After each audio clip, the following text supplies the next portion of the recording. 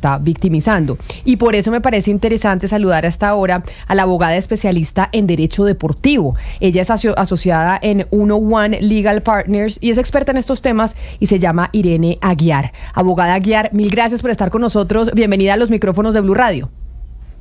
Muy buenos días, muchas gracias a ustedes por la invitación.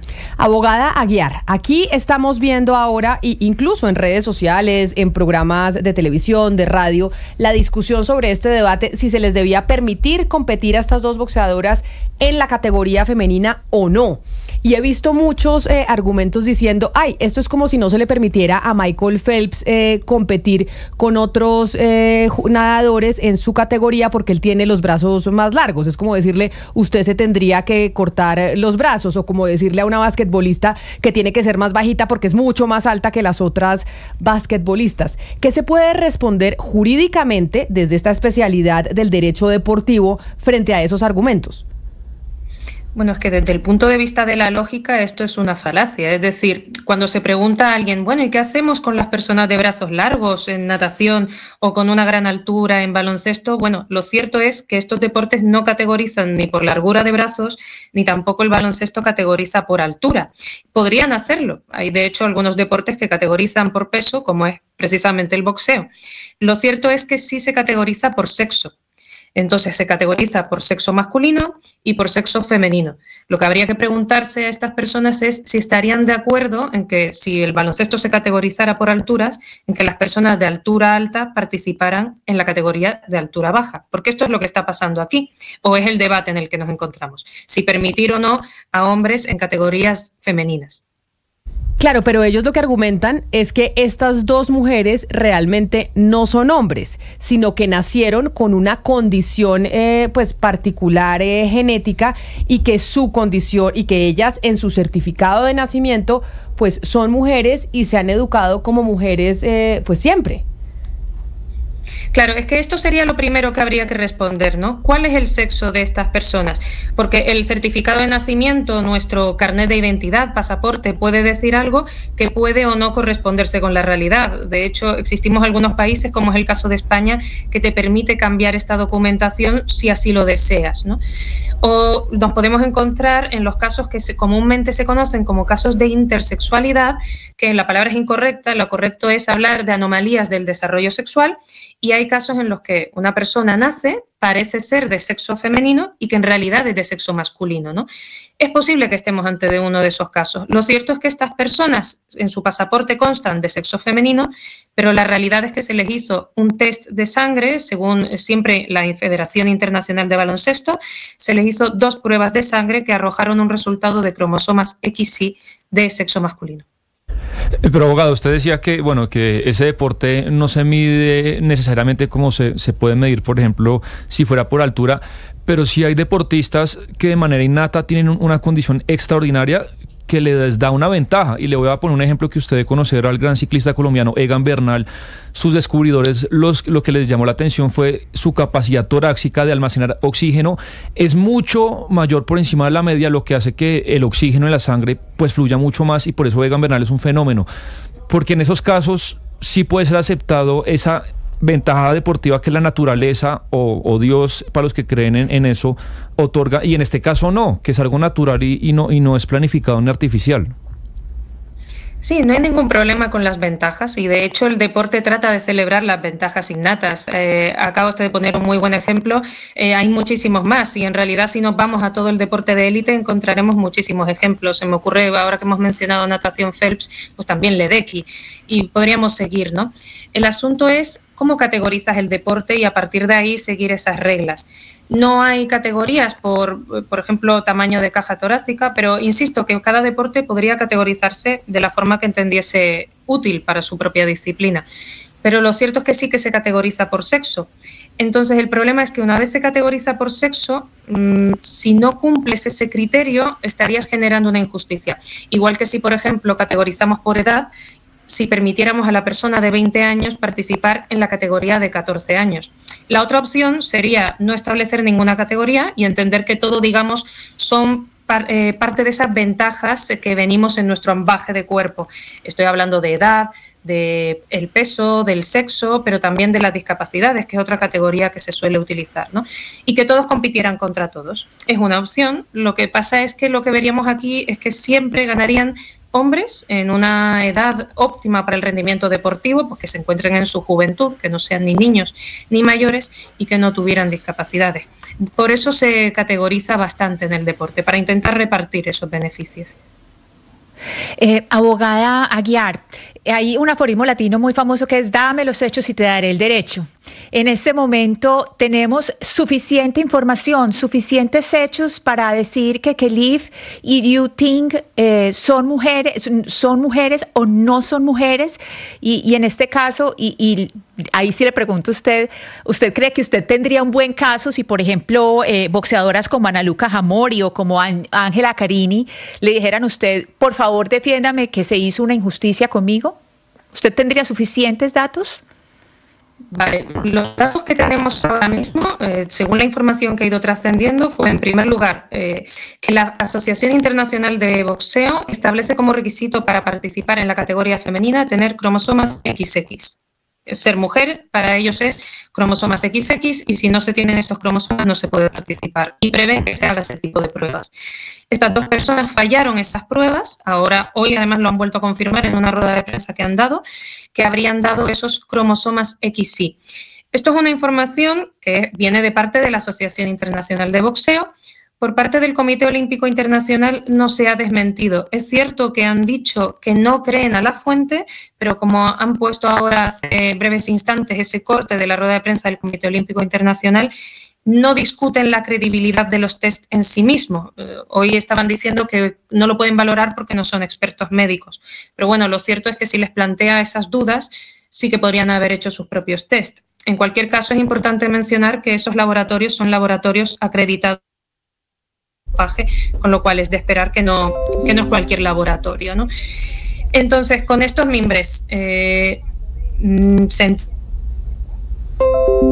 Abogada Aguiar, hoy estamos teniendo problemas con las comunicaciones. Yo no sé qué está pasando con el internet en España, porque estaba en España el doctor José Félix Laforí y está en España esta abogada Aguiar. Pero entonces lo que dice Santiago, esta abogada, es que se categoriza el sexo femenino si usted tiene cromosomas XX. Sí. Eso es lo único que se determina para decir que usted es mujer o que usted es hombre, que sería cromosomas XY.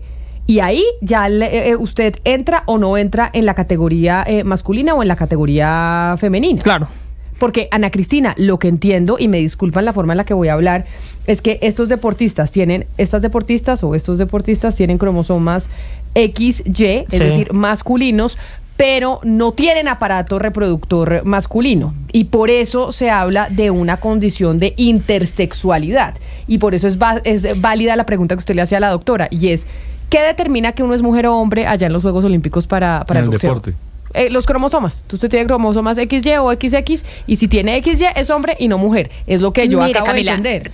Recuerde que tuvimos acá una invitada que fue la doctora Harper. Sí. La doctora Harper, que es no solamente es trans, sino que ella es una mujer trans, sino que ella además es una científica, y ella nos hablaba de algo que se llama el DSS, o es conocido como el DSS, que son las diferencias en el desarrollo sexual, y que eso pues lo que implica es que hay un exceso en la producción de testosterona, pues digamos en el caso de las mujeres. Por ejemplo, el Comité Olímpico Internacional ya implícitamente lo aceptó. ¿Por qué? Porque el Comité Olímpico dijo públicamente que ellos pues que habían pasado los test, estas dos boxeadoras, y que no eran mujeres trans, pero que no habían, pues que podían ser personas que tenían este DSS, que es el desarrollo sexual, diferencias en el desarrollo sexual, que es distinto a la intersexualidad. Son dos asuntos distintos. Entonces, yo creo, Camila, que en esta discusión todavía nos falta mucha información, pero esa rueda de prensa que dio justo antes de nuestro programa la Asociación Internacional del Boxeo y el señor Ioannis Filipato es fundamental para entender el problema. Retomamos la comunicación con la doctora Irene Aguiar, que es abogada especialista en Derecho Deportivo. Santiago. Abogada Irene, y en línea con su respuesta anterior, ¿cómo actuar? ¿Cómo proceden ustedes cuando un deportista, en este caso Imán Khalif, reporta, dice ante los medios, porque hace poco dio declaraciones en las que señalaba que le habían afectado la dignidad humana? ¿Ahí cómo se actúa para un deportista en caso de la defensa? Bueno, Imán Khalif sin duda podría recurrir. Podría tanto recurrir la descalificación que se produjo en su momento por parte de la Federación Internacional y, de hecho, según la información que ha trascendido, en un primer momento lo hizo, aunque luego posteriormente desistió, y también podría actuar contra la Federación Internacional ahora por entender pues que se están dando datos de su vida o que se está vulnerando su privacidad también. Claro, y ya que le pregunta a mi compañero sobre cuál es el actuar jurídico en este caso de Imán Khalif, quiero preguntarle por el otro lado, y es: la Federación Italiana dijo que van a imponer algún tipo de recurso ante el Comité Olímpico porque les parece injusto lo que sucedió con la competidora de ellos en boxeo, que fue la primera que golpearon y que generó pues todo este debate del que estamos hablando. ¿Puede tener algún éxito ese anuncio de un proceso jurídico que hizo la Federación o el gobierno italiano en este caso? Efectivamente, tanto las federaciones nacionales como los deportistas que se pueden ver afectados por estar también en esa competición pueden recurrir. ¿Cuál es la probabilidad de éxito? Bueno, el problema aquí es que el Comité Olímpico Internacional no establece una regla de elegibilidad clara. La Asociación Internacional de Boxeo sí que establecía que había que tener cromosomas XX, pero en este caso, como está suspendida, quien establece la norma es el Comité Olímpico Internacional. No tiene ninguna norma en este sentido y lo que hace es guiarse por el pasaporte. Este es el problema que se puede plantear. No habría una victoria clara. Y doctora Aguiar, ¿qué pasa con las personas, dejando el caso de la boxeadora Khalif, que tienen hiperandrogenia naturalmente y que tienen XX, que son mujeres, que jurídicamente qué debería pasar con ellas en ese tipo de competencias? El hiperandrogenismo es una condición que solo se da en mujeres y que tiene niveles altos de testosterona. Lo que pasa es que son unos niveles de testosterona que no llegan al rango masculino. Una mujer biológica que tiene testosterona en niveles de rango masculino o bien tiene una patología o una enfermedad o bien está en un tratamiento de testosterona exógena, que la testosterona, recordemos, es una sustancia dopante y que también se puede suministrar de forma exógena. Entonces, las mujeres con hiperandrogenismo nunca llegan a esos niveles, porque de hecho, si no, además, tendría consecuencias en su cuerpo. Tienen una testosterona elevada para lo que es un nivel de mujer, pero no llega a ese punto de darle esa ventaja deportiva tampoco. Abogada Aguiar, le quisiera preguntar sobre la incidencia del ambiente político. ¿Qué tan importante es el ambiente político que se genera previo a estas peleas? Por ejemplo, vimos antes de la pelea de Ángela Carini varias declaraciones, por ejemplo, de Giorgia Meloni, que es evidentemente es de la derecha.